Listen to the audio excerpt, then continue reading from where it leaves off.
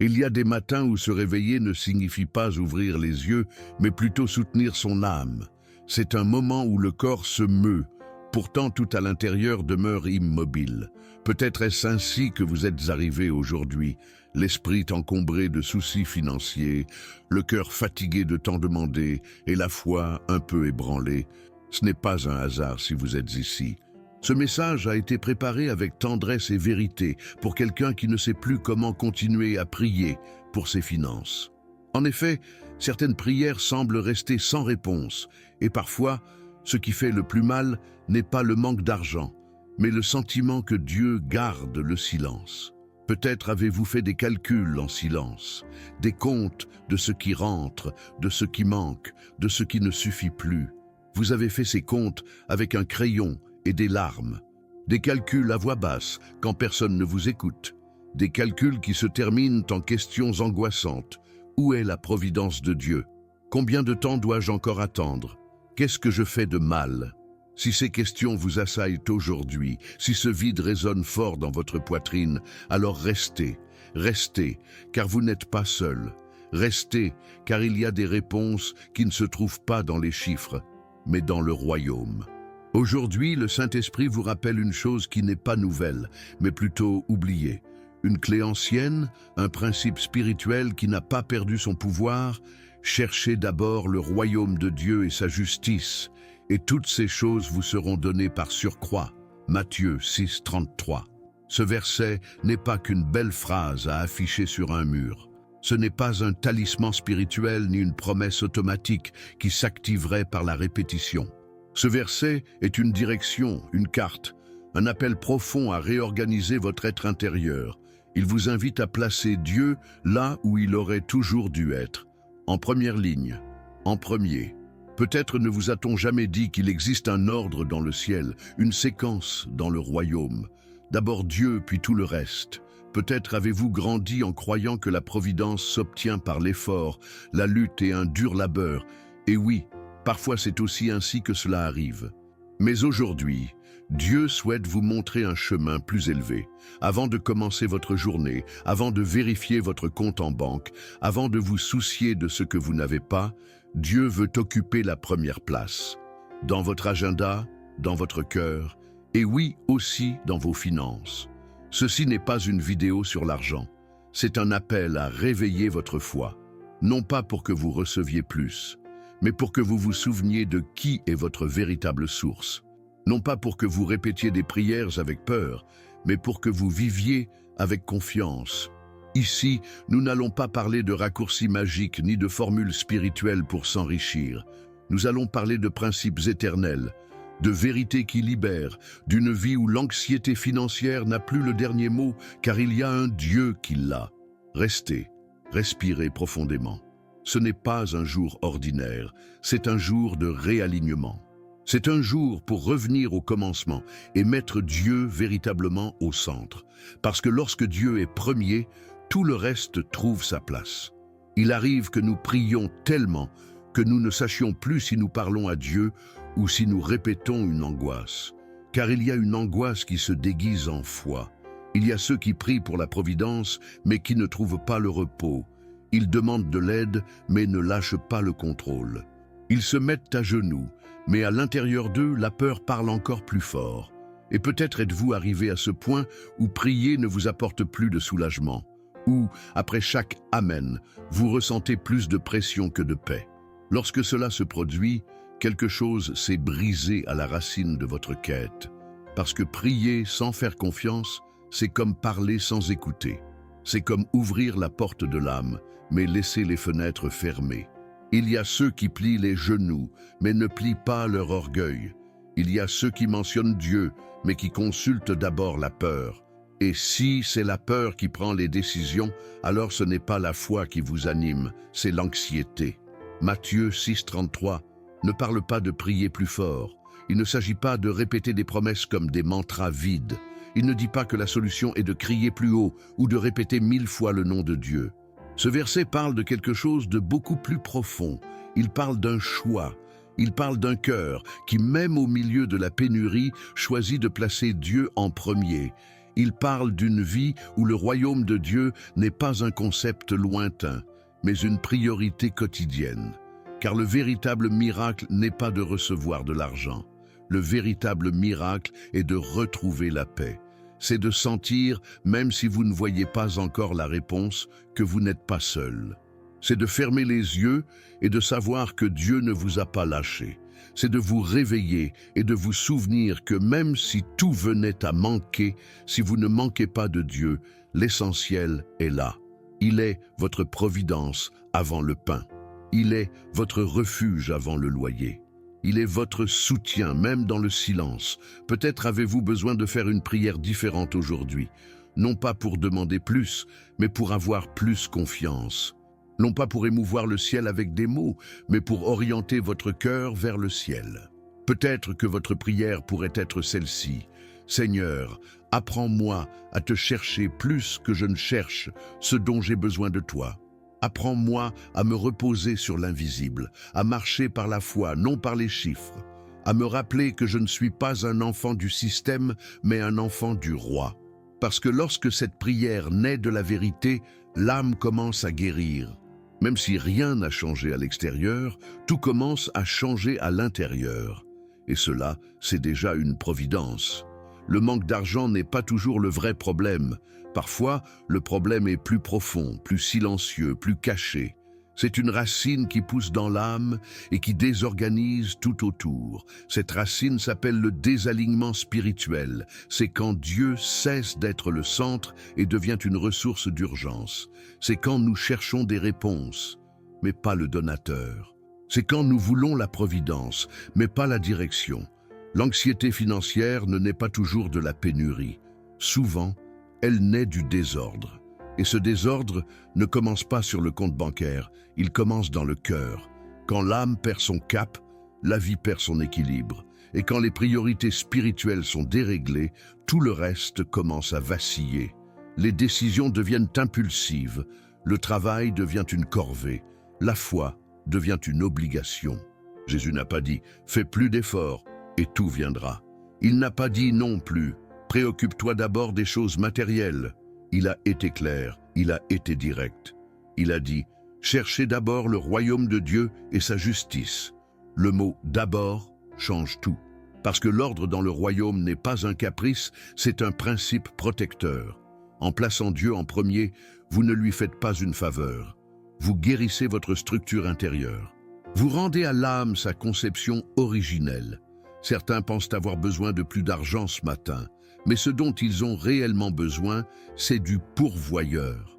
Pas d'une solution urgente, mais d'une présence permanente. Parce que quand Dieu est au centre, tout trouve sa place. Quand il occupe le trône de votre cœur, même le chaos financier devient une occasion de faire confiance.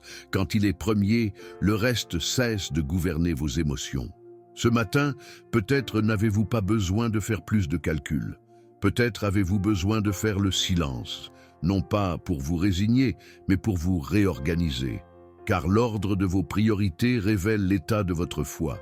Et si aujourd'hui vous décidez de remettre Dieu à sa place, non pas comme un dernier recours, mais comme votre premier amour, alors quelque chose commencera à changer. Peut-être pas à l'extérieur, mais à l'intérieur. Et cela suffit pour recommencer, avec le cœur en paix et l'esprit orienté. Il y a des habitudes qui façonnent l'âme, de petits gestes silencieux qui, répétés jour après jour, construisent des forteresses invisibles en vous. Et l'une de ces habitudes, l'une des plus puissantes, est de chercher Dieu avant toute autre chose, avant le téléphone portable, avant les courriels, avant les chiffres. Avant de savoir combien il y a, vous choisissez de vous rappeler à qui tout appartient. Car ce que vous faites dans les 5 premières minutes de votre journée en dit long sur ce qui dirige votre cœur. Et souvent, sans nous en rendre compte, nous nous réveillons. Et la première chose que nous faisons est d'ouvrir l'application de la banque, de regarder le solde, de vérifier ce qui est parti, d'attendre ce qui va arriver. Et cela, jour après jour, crée un schéma émotionnel. Nous commençons la journée avec de l'anxiété, pas avec de la foi. Chercher Dieu en premier n'est pas un acte religieux, c'est une décision de survie spirituelle. C'est regarder le ciel avant de regarder son compte. C'est déclarer une promesse avant de compter ce qui manque. C'est reconnaître qu'avant chaque chiffre, il y a un pourvoyeur. C'est se souvenir que vous ne dépendez pas du chiffre que vous voyez, mais du nom en qui vous croyez. Matthieu 6,33 n'a pas été écrit pour les moments d'abondance. Il a été donné pour les cœurs dans le besoin.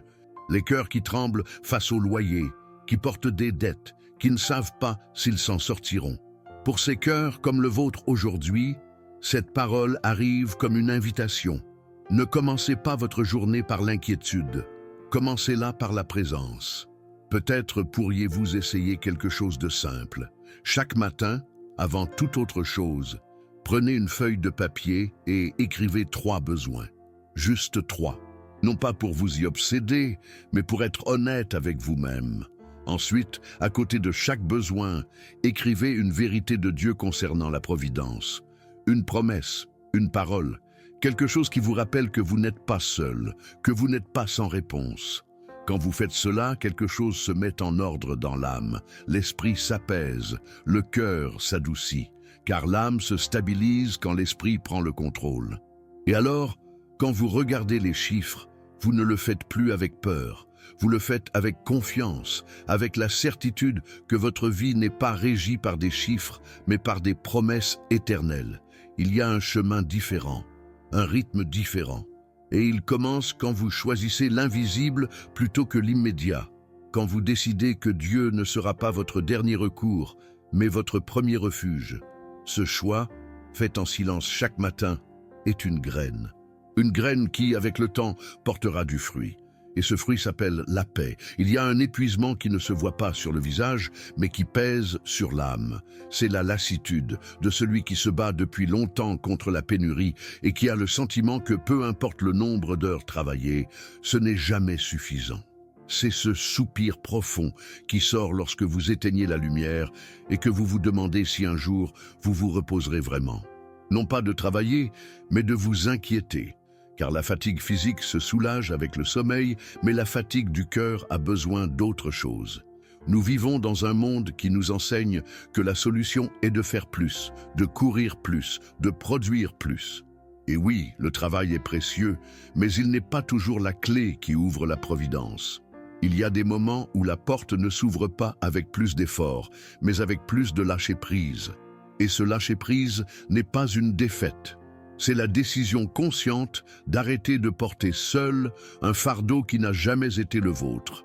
Matthieu 6,33 est une invitation à inverser la logique humaine. C'est arrêter de penser que nous devons d'abord tout résoudre avant de chercher Dieu. C'est exactement l'inverse. D'abord le royaume, ensuite le reste. Parce que quand il occupe la première place, vos mains ne travaillent plus par peur, mais par confiance. Et cela change la façon dont vous vivez chaque tâche, chaque journée, chaque décision. Imaginez un champ sec. Pendant des mois, les agriculteurs le travaillent, le labourent, le sèment. Et pourtant, rien ne pousse. Non pas parce que la terre n'a pas de potentiel, mais parce que la pluie adéquate n'est pas encore arrivée. Il en va de même pour nos vies. Nous pouvons faire tout ce que nous savons, tout ce qui est à notre portée, et ne pas voir de fruits, jusqu'à ce que le moment de Dieu arrive. La providence n'est pas toujours immédiate, mais elle est toujours suffisante quand elle vient de lui. Ce chapitre de votre vie ne se résoudra peut-être pas avec plus d'heures de travail, mais avec plus d'heures d'intimité avec le Créateur. Avec plus de temps en silence, en laissant sa voix vous rappeler que tout ne dépend pas de vous. Car quand vous lâchez l'anxiété et que vous travaillez avec la certitude que vous n'êtes pas seul, votre force se multiplie. Pas par la quantité d'efforts, mais par la qualité de votre repos intérieur. Il ne s'agit pas d'arrêter d'agir, mais d'arrêter d'agir par peur. C'est travailler en sachant que votre subsistance ne dépend pas de la rapidité de vos mains, mais de la fidélité de celui qui ne cesse jamais de pourvoir. Quand vous apprenez cela, même les journées les plus longues ne vous épuisent plus. Et au lieu de vous épuiser à chercher la bénédiction, vous commencez à vivre au rythme de celui qui l'a déjà assuré entre les mains de Dieu. Il y a des paroles de Dieu qui n'expirent pas avec le temps et qui ne s'usent pas avec les circonstances. Des promesses qui restent fermes, même si votre réalité semble les contredire. Matthieu 6,33 en est une. Peu importe le nombre de fois où vous lisez ce verset, il reste une vérité active, attendant d'être accueillie par un cœur qui décide de croire. Même quand votre compte bancaire semble vide, la promesse de providence demeure. Être dans le rouge ne signifie pas que vous êtes hors de la protection de Dieu. Ce n'est pas un signe d'abandon, c'est un rappel de dépendance. Parfois, il vous permet d'atteindre vos limites, non pas pour vous punir, mais pour que vous redécouvriez que votre source n'est pas l'argent, mais sa présence.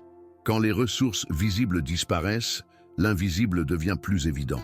Dans ces moments-là, chaque respiration, chaque nouvelle aube devient une confirmation qu'il soutient encore votre vie. Peut-être que la réponse que vous attendez n'est pas encore arrivée, mais cela ne signifie pas que Dieu vous a oublié. Il y a des témoignages silencieux qui naissent au milieu de l'attente, comme cette femme qui a prié pendant 9 mois pour pouvoir payer son loyer. Mois après mois, cela semblait impossible. Jusqu'au jour où sa recherche a cessé de se concentrer sur l'argent pour se focaliser sur Dieu et que l'aide est arrivée d'où elle s'y attendait le moins. Non pas parce que son besoin avait changé, mais parce que son cœur avait été repositionné. La foi mûre comprend que la providence n'est pas seulement de recevoir ce que nous demandons, mais aussi de recevoir ce dont nous avons besoin pour grandir.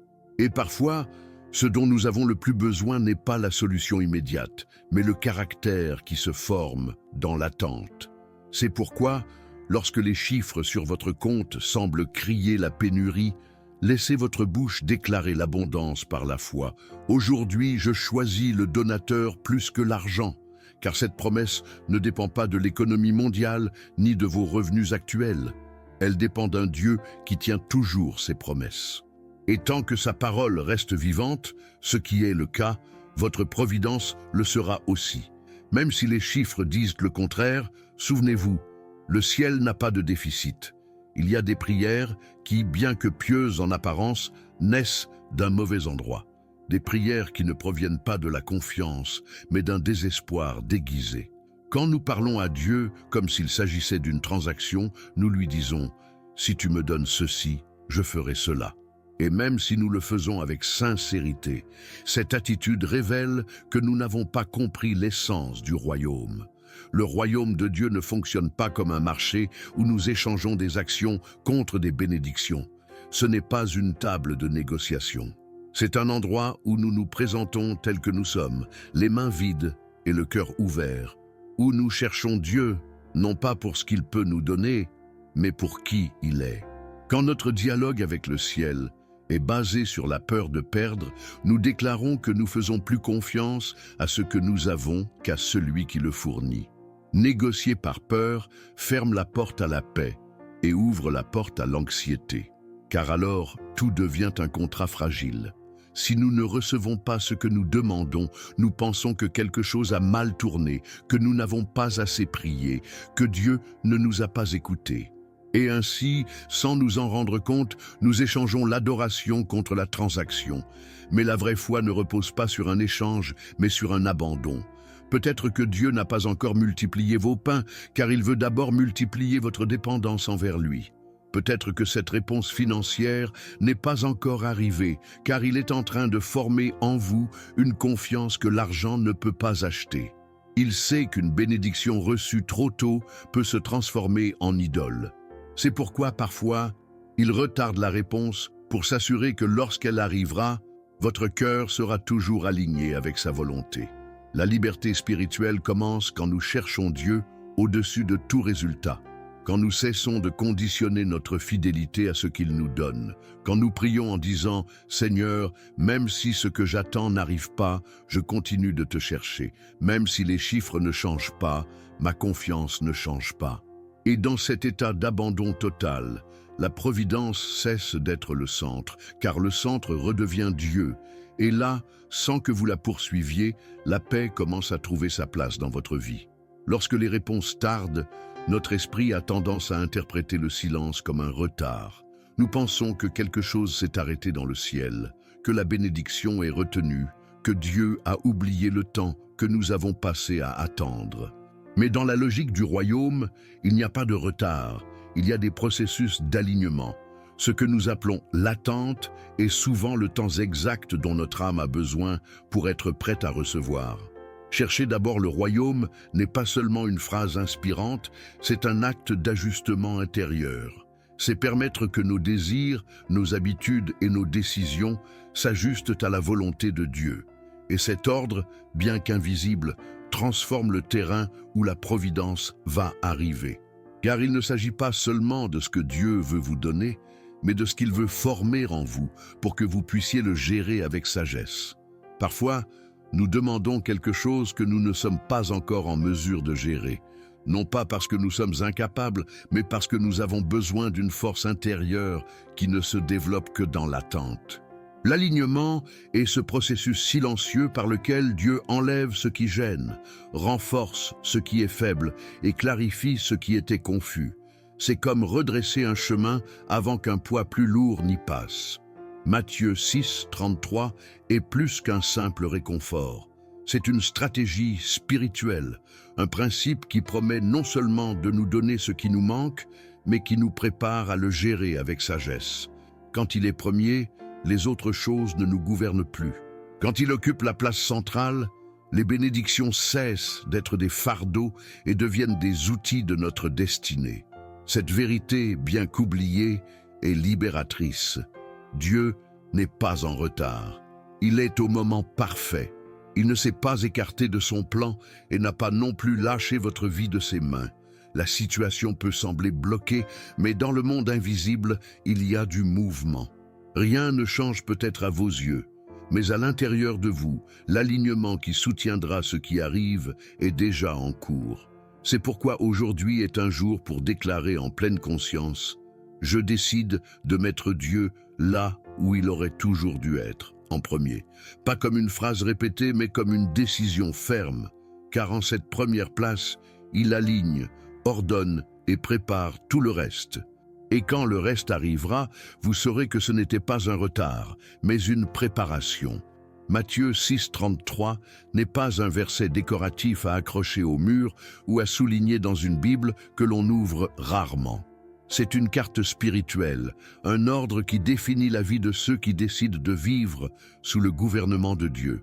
C'est une boussole qui pointe toujours dans la même direction. D'abord le royaume, ensuite tout le reste. Et bien que cette phrase puisse paraître simple, son application est profonde et transformatrice.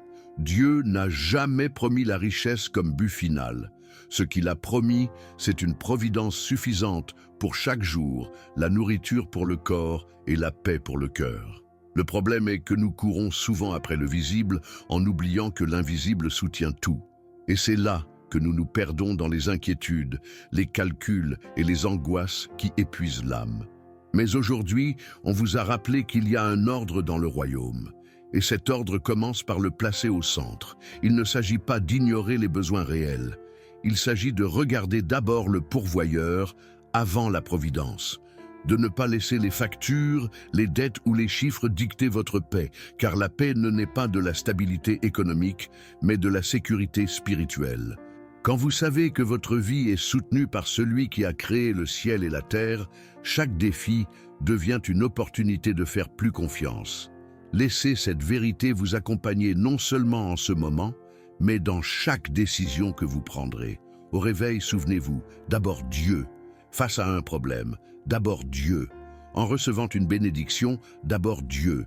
Car quand il est le commencement de tout dans votre vie, le reste se met en place.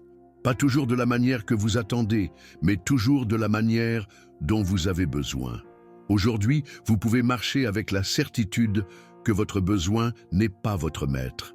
Dieu l'est. Et s'il occupe la première place, rien de ce qui compte vraiment ne restera hors de sa providence. Que ces mots soient gravés en vous comme une conviction ferme et constante. Aujourd'hui, avec foi et conscience, déclarez « Aujourd'hui, je mets Dieu en premier ». Mon besoin ne me gouverne pas, Dieu le fait. Et vivez chaque pas en vous rappelant que, lorsque le royaume est la priorité, le reste arrive toujours en son temps parfait.